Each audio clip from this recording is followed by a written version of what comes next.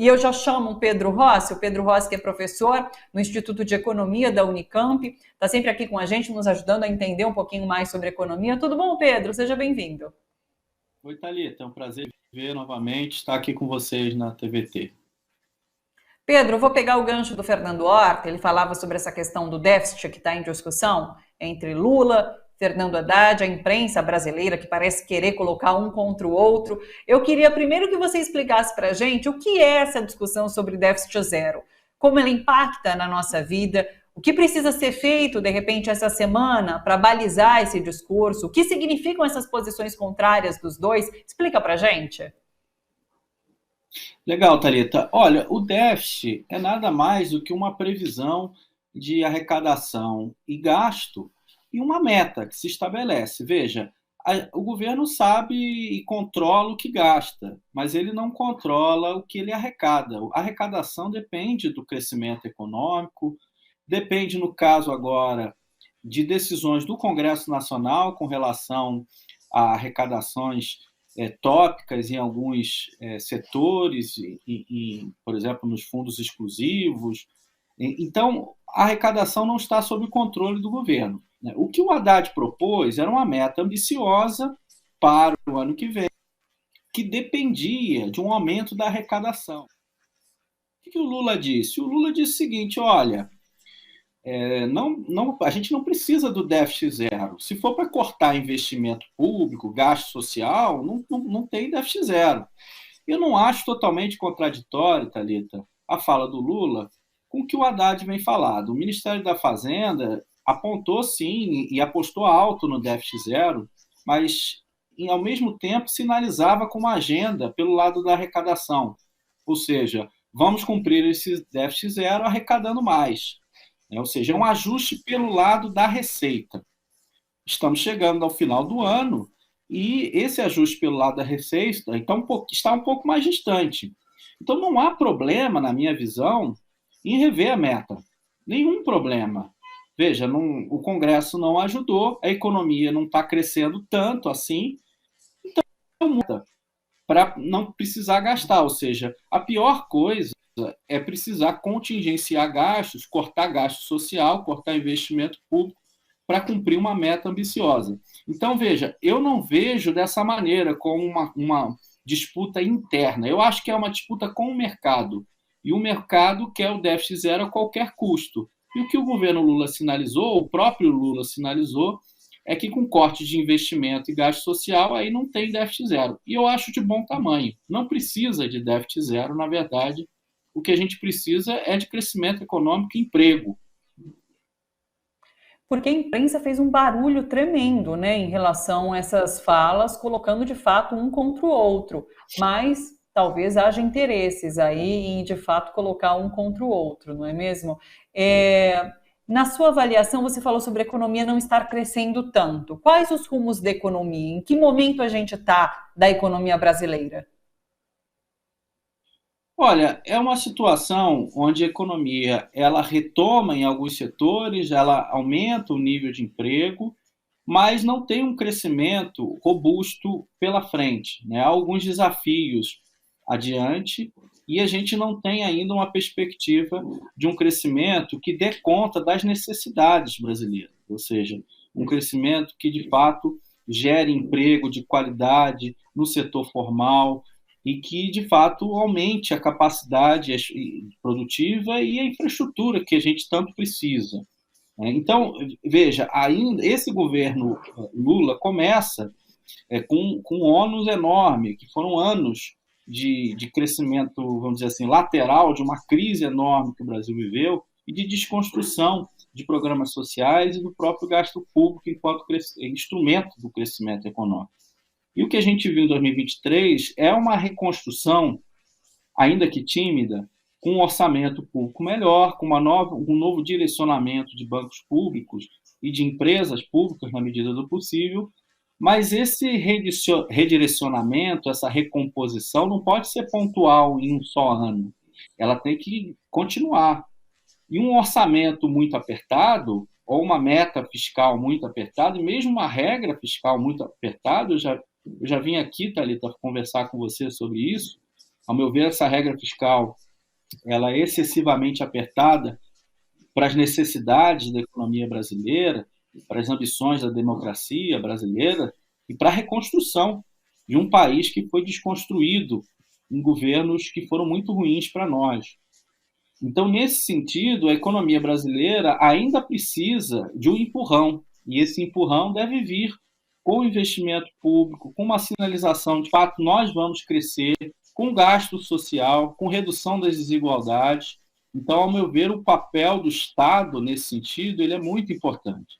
E a gente tem que tirar aquilo que constrange, né? Aquilo que delimita, aquilo que faz uma camisa de força no Estado brasileiro. E, no fundo, está presente na regra fiscal, mas também em várias outras legislações e regras que foram impostas e reformas que foram feitas no governo Temer e Bolsonaro.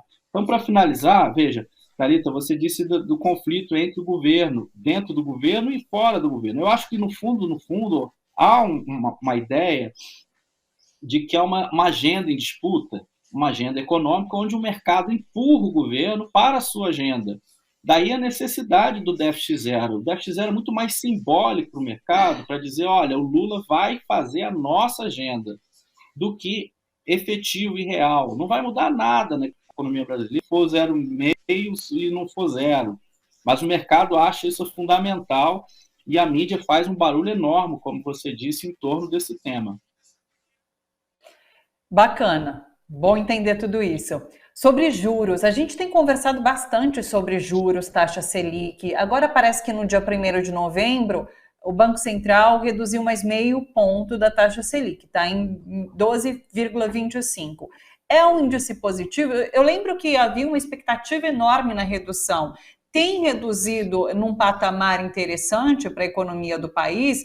E mais uma vez, explica para a gente sempre o impacto dessa taxa Selic na economia do nosso dia a dia. Perfeito. A redução, evidentemente, que ela é importante, mas o patamar está longe de ser um patamar razoável. O Brasil continua recordista em taxa de juros, o que é um recorde não muito legal. A gente estava com uma taxa de 13,75 e baixou para 12,25. Ainda assim, o mercado de crédito ele está pouco dinâmico, as famílias estão endividadas. A economia está respondendo pouco a essa variável que é tão importante numa economia de mercado, que é o crédito. E, ao mesmo tempo, uma taxa de juros muito alta desincentiva o investimento produtivo.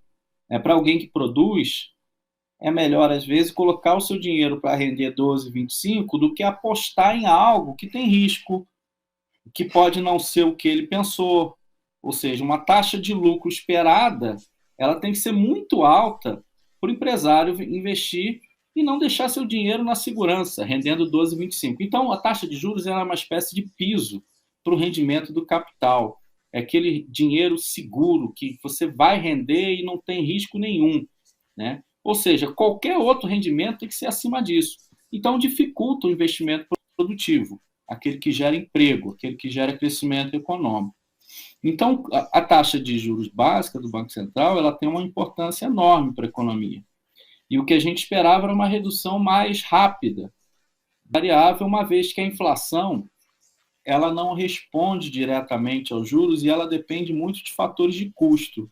Então, a gente tem defendido isso, que o Banco Central tem sido pouco efetivo no trato da inflação com esse instrumento de juros, que há outros instrumentos, que há outras formas de tratar a inflação, e esse nível de juros é desnecessário, de fato. Então, ainda temos um problema com a taxa de juros, apesar da redução recente. E há uma expectativa não positiva em relação a essa redução da taxa, né? Eu sei que tem um problema, inclusive, político, por conta de Campos Neto ali na presidência do Banco Central, ou seja, as expectativas não são boas. A composição do Banco Central ela tem mudado, ou seja, os novos diretores, conforme eles vão sendo indicados, eles vão mudando a correlação de forças internas do Banco Central.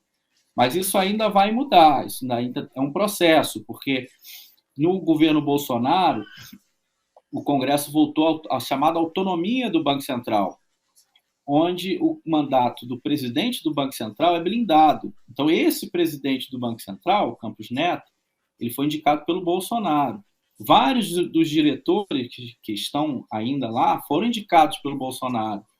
E a lei da autonomia, ela vai dizer que, aos poucos, o governo vai mudando a composição da direção do Banco Central, culminando com um novo presidente do Banco Central. Mas esse presidente continua aí.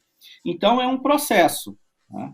Ainda não temos no Banco Central uma correlação de forças positiva no sentido de, olha, vamos botar o Banco Central, de fato, para dialogar com as várias políticas econômicas, com as várias instituições do governo, e vamos fazer um mix de política econômica que, de fato, seja pró-crescimento, pró-emprego. A gente ainda tem um Banco Central dominado por uma visão, ao meu ver, muito conservadora, muito ortodoxa com relação a como funciona a economia, ao papel dele na redução da inflação e do emprego. Emprego que é a variável-chave que o Banco Central não olha tanto, ele olha mais para a inflação. É fácil resolver a inflação se todo mundo ficar desempregado. Então, os preços baixos, mas ninguém consegue comprar nada. Isso não adianta. A gente tem que combater a inflação de uma maneira inteligente, preservando empregos e crescimento econômico. Um outro ponto, Pedro, você citou a questão do endividamento das famílias. A gente tem 2 programas que o governo lançou, né? Tem o Desenrola, que é para essa renegociação de dívidas. Eu tenho visto nas redes sociais as pessoas elogiando muito, as pessoas que tinham dívidas consideravelmente ali grandes e conseguiram reduzir bastante, pagar e quitar a dívida. E a gente teve na semana passada aquele programa de quitação de débitos do FIES também, né? Então as pessoas que têm essa dívida também poderiam quitar ali com parece que até 90% de redução do que deviam. Então, como você avalia esses 2 programas? É por aí que é necessário seguir para essa redução de dívida familiar?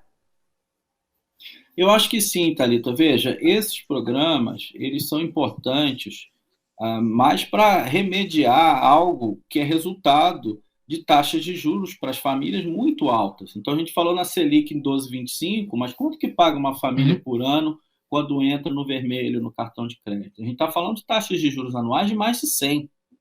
O Brasil tem um problema sério com isso. E aí as pessoas entram no vermelho, ficam negativadas, ficam inadimplentes e não conseguem sair.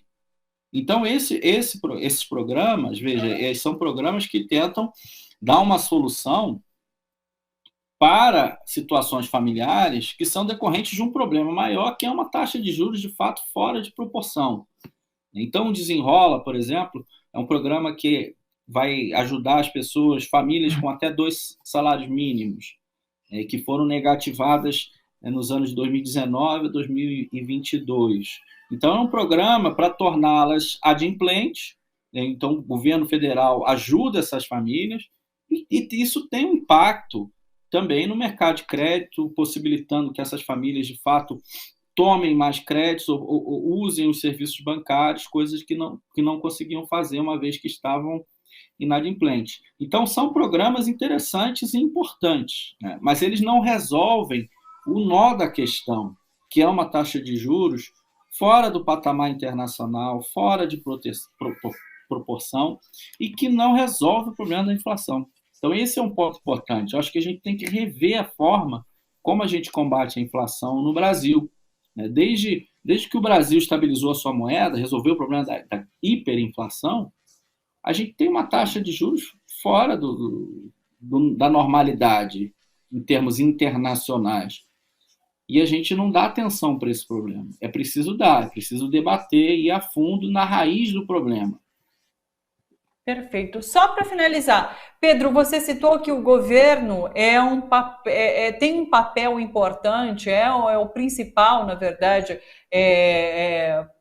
personagem nessa retomada da economia. A partir do quê? De programas, realmente? A gente teve o PAC sendo lançado nessa nova edição do PAC, esse programa que dá conta de infraestruturas no país, que no passado foi muito importante para a retomada da economia, né? Qual o caminho você apontaria para que o governo seja esse ator, se torne esse ator cada vez mais importante na retomada da economia?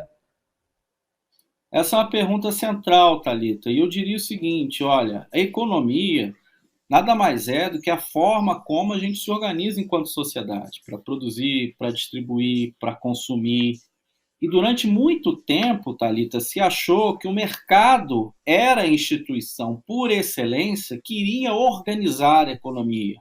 Ou seja, para quem distribuir, quem que vai consumir, de que atividades que a gente vai ter nessa economia, seria uma decisão do mercado, a partir das variáveis de mercado, a partir de um sistema de preços. Essa visão está cada vez mais decadente, uma vez que as economias internacionais viveram crises enormes, que as economias que crescem ano a ano têm um governo que centraliza decisões de investimento que são importantes. Então, cada vez mais, a palavra desenvolvimento, a palavra planejamento, a palavra Estado é mais importante. Então, quando a gente fala no Estado, em guiar a economia, em conduzir a economia, a gente está falando de um representante da sociedade civil, das democracias, guiando a nossa organização social para onde a gente de fato deve ir, para onde a maioria da população, para onde as demandas democráticas façam sentido. Então, quando a gente fala em transição verde, quando a gente fala em redução das desigualdades, quando a gente fala em soberania nacional, não é o mercado que entrega isso. No fundo, a gente precisa de um plano de desenvolvimento. Então, o PAC é importante porque são obras de investimento, mas tem uma série de outras questões que dizem respeito ao plano regulatório, que dizem respeito ao próprio gasto público, aos incentivos que a gente, a organização social, a própria reforma tributária que pode ajudar. Então, há uma série de questões relacionadas ao desenvolvimento econômico. Eu tenho defendido um desenvolvimento orientado por missões socioambientais, onde a finalidade, o propósito do desenvolvimento seja social e ambiental. Então, para a gente ter uma saúde de qualidade, a gente precisa de uma série de fatores, não só do gasto público com saúde. A gente precisa de política industrial para setores associados à saúde, a gente precisa gerar tecnologia de maneira orientada, a gente precisa substituir importações, porque a gente é muito dependente de fármacos, equipamentos, ou seja, pensar o desenvolvimento nesse sentido é pensar o propósito da organização econômica. E disso o Estado é um condutor do processo por meio de diversas políticas. Então, eu acho que essa pergunta é ótima. E, no fundo, eu acho que o governo Lula ainda busca essa orientação, que ainda não está muito clara. Ela está presente em vários discursos, em ministérios, etc., mas ainda não há clareza no plano de desenvolvimento que o Brasil adota para os próximos anos.